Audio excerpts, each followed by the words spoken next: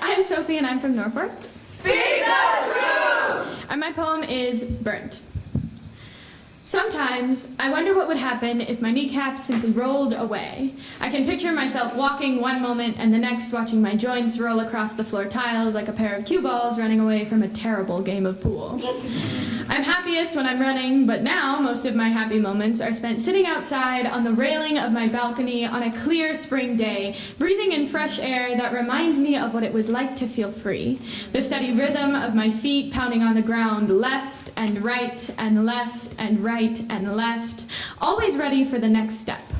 People tell me I have an old soul because I dress like the 80s and I don't like the government. But I think I have an old body. Wasted potential seeps out of the cracks in my soul that doctors call joints. I am a prototype of what I was meant to be, useful only for taking up space.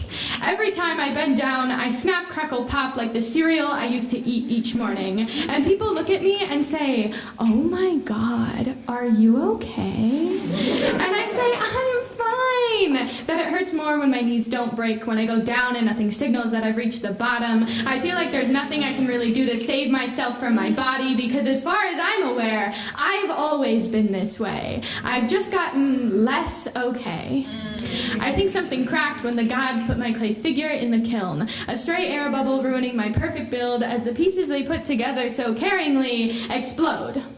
I forget that most people don't go through their days like this, and I shouldn't have to be used to the fact that sitting cross-legged makes me feel like an invention not worth the patent, useful only for taking up space. My friends will joke about how they can't believe I can walk. I'll joke along about how everything hurts and I'm never okay, but we did a 6-question quiz in Spanish class, and one of the questions was, "How often do you feel bad?" And I lied in an attempt to make it seem like bad wasn't normal and grave wasn't worse.